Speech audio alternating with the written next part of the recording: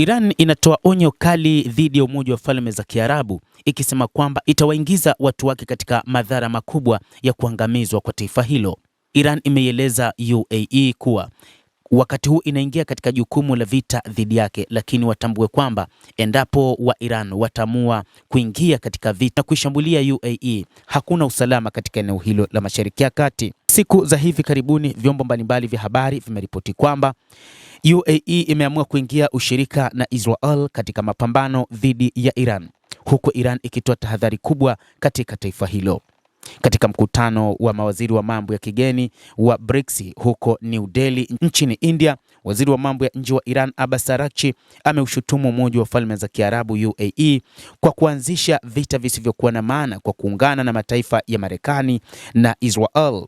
Inadaiwa katika kipindi cha vita waziri mkuu wa Israel Benjamin Netanyahu alienda kwa siri katika nchi ya Umoja wa Falme za Kiarabu. Hii ni kuthibitisha kwamba Umoja wa Falme za Kiarabu umeunga mkono mashambulizi ya Israel na Marekani dhidi ya Iran, lakini pia UAE inatajwa ilirusha makombora ndani ya Jamhuri ya Kiislamu ya Iran.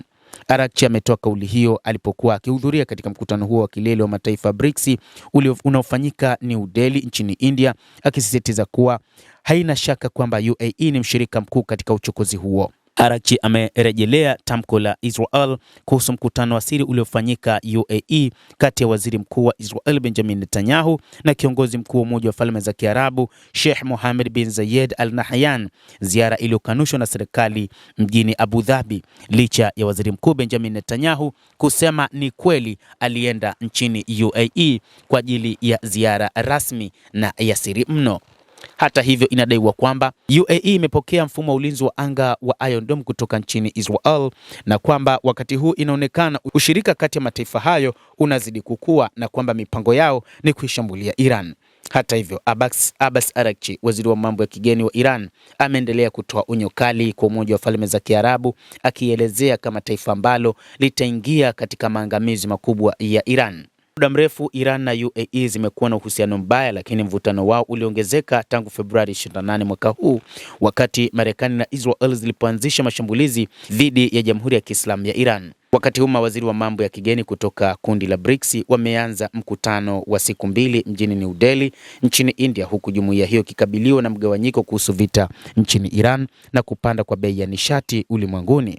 Mkutano huo umewaleta pamoja wanadiplomasia kutoka Brazil, Urusi, India, China na Afrika ya Kusini pamoja na nchi wanachama wapya. Katika mkutano huo, waziri wa mambo ya nje wa Iran Abbas Araghchi ameyahimiza mataifa ya BRICS kuzilaani Marekani na Israel kwa kile alichokiita uchokozi wao usio halali dhidi ya Teheran. Tuko tayari kupigana kwa kutumia kila kitu tulichonacho kwa ajili ya kutetea uhuru wetu una ardhi yetu, lakini pia tuko tayari kufuata na kusimamia diplomasia kama ambavyo nimekuwa nikisema wakati wote. Halitapatikana suluhisho la kijeshi katika kutatua chochote kinachohusiana na Iran, Araghchi alisema. Ameeleza zaidi kuwa ni muhimu kwa wote kuongeza juhudi za kukomesha hali ya ubora na kutojali kwa upande wa Marekani, dhana aliyosema haina nafasi katika ulimwengu wa leo.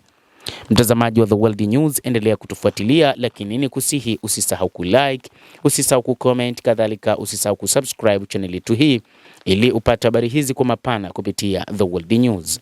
Mimi ni Adam Hussein, endelea kuwa nasi wakati